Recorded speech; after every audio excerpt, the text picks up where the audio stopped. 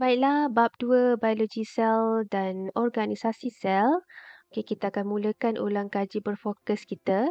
Okey, kalau lihat pada video ni kita dapat tengok jalinan endoplasma kasar dan juga jalinan endoplasma licin. Okey, jalinan endoplasma kasar tu adanya ribosom melekat padanya. Okey, kalau jalinan endoplasma licin tiada ribosom yang melekat padanya. Okey, kemudian kita ada jasad Golgi. Ini adalah vesikel pengangkut, vesikel angkutan. Okey, kemudian dia akan masuk ke jasad Golgi. Okey, dalam jasad Golgi protein akan diubah suai dan dibungkus. Okey, dah dibungkus keluar. Okey, kita tengok organel dulu. Ni organel mitokondria. Organel mitokondria ni dia terdapat dalam kedua-dua sel, iaitu sel tumbuhan dan juga sel haiwan. Okey. Fungsi mitokondria ni adalah sebagai tapak penghasilan tenaga. Sebagai tapak penghasilan tenaga. Okey.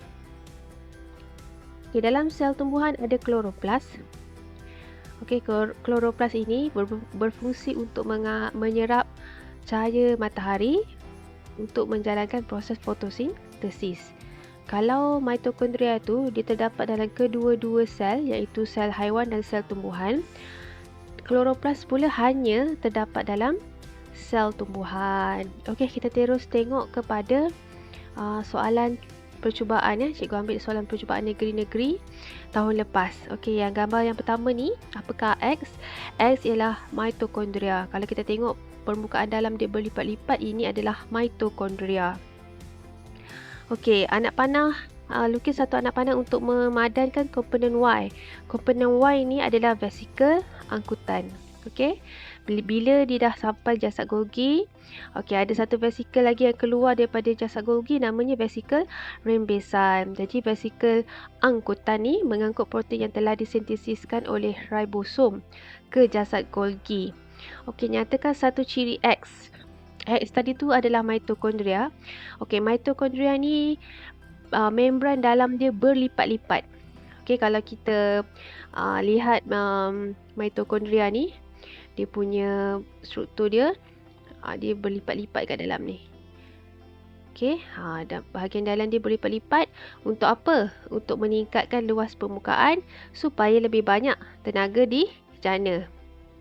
Okey, kita teruskan dengan banding beza antara mitokondria dan kloroplas. Kalau banding beza, kita kena bagi satu persamaan dan satu perbezaan. Okey, mitokondria, dia terdiri daripada dua lapisan membran, iaitu membran luar yang licin dan membran dalam yang berlipat-lipat. Kalau kloroplas pun sama, dia terdiri daripada dua lapisan membran. Okey, jadi persamaan antara kedua-duanya ialah kedua-dua organel adalah terdiri daripada membran dui lapisan.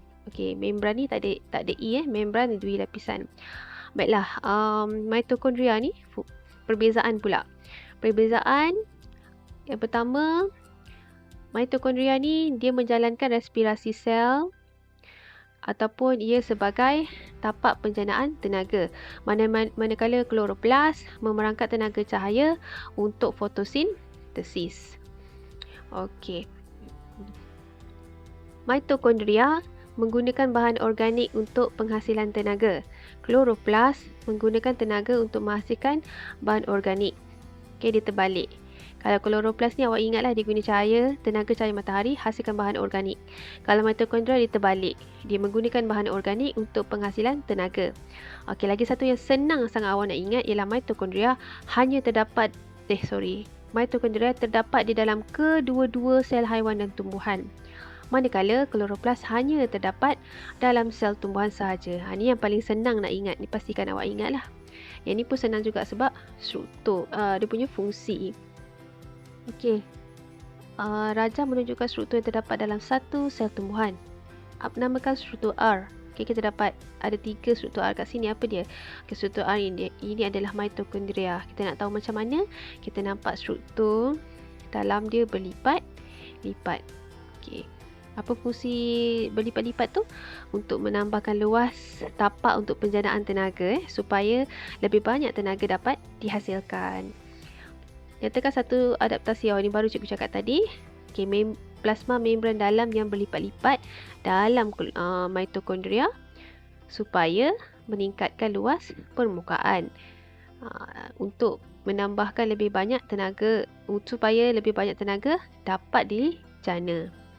Okey, soalan seterusnya, apakah S dengan T?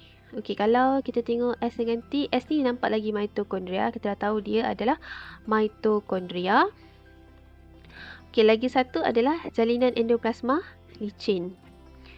Okey, kalau tengok macam ni dah nampak dia jalinan endoplasma licin, sebab yang ni dia dah bagi tahu yang ini adalah jasad Golgi.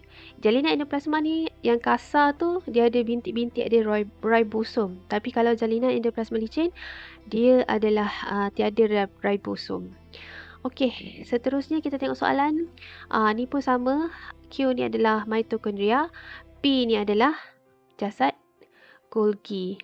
P jasad Golgi, Q adalah mitokondria. Okey, seterusnya nyatakan komponen sel P, fungsi.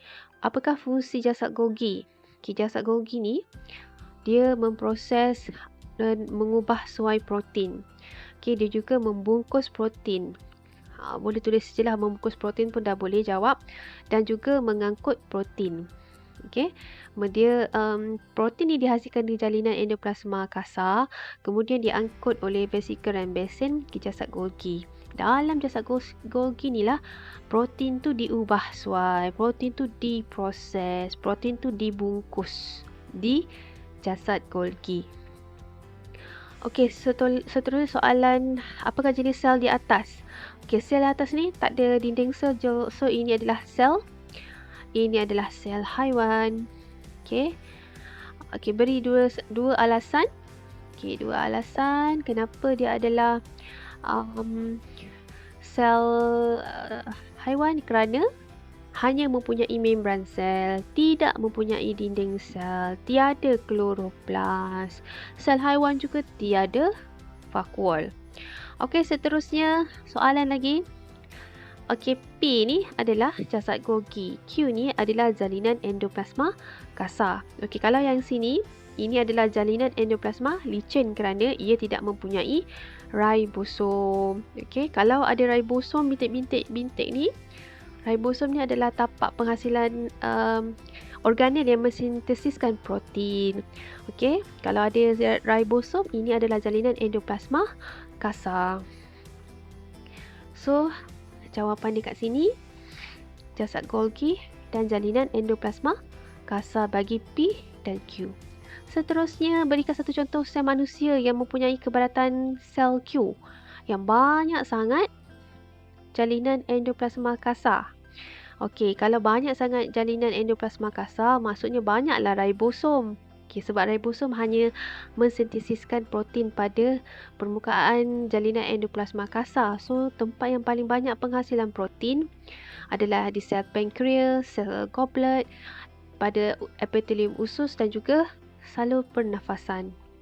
Okey, yang paling banyak enzim dekat usus kita kan. Jadi sel goblet pada epitelium usus. Sel pankreas pun banyak sebab pankreas ni menghasilkan banyak enzim. 3 enzim, lipase, protease dan amylase. Okey, huraikan hubungan antara sel P dan Q dalam penghasilan enzim extrasel. Okey, macam mana enzim extrasel terhasil? Pertama, ribosom di jalinan endoplasma kasar mensintesiskan protein. Okey, kita tengok sebelah sini lah. Okey, senang sikit nak nampak. Okey, pertama sekali macam mana enzim ni dihasilkan? Okey, pertama sekali ribosom di jalinan endoplasma kasar mensintesis protein. Kemudian protein yang dihasilkan dalam jalinan endoplasma tu diangkut oleh vesikel angkutan ke jasad Golgi. Di jasad Golgi, protein diubah menjadi enzim. Vesikel rembesan bergabung dengan membran plasma untuk merembeskan enzim luar sel. Okey. Okey, seterusnya kita tengok soalan seterusnya, sel haiwan juga. X ni apa? X ni adalah centriole. Okey, sentriol ni hanya terdapat dalam sel haiwan. Ini ialah lysosom dan Z ini adalah jasad Golgi. Okey. Y adalah centriole. X adalah centriole, Y adalah lysosom, Z adalah jasad Golgi. Komponen Z kepada ciri yang sesuai. Z ini adalah jasad Golgi. Okey, jasad Golgi ni yang ini. Membran ni kantosfera ni bukanlah. Ni bukan mikrotubul kompleks. Ni adalah centriole. Jadi timbunan kantong pipis selari ni adalah Z tu. Z apa tadi? Jasad Golgi. Okey, jika komponen X centriole gagal berfungsi menyebabkan gantian glandul tidak terbentuk semasa meiosis. Terangkan kesan terhadap perlakuan kromosom semasa anafasa 1.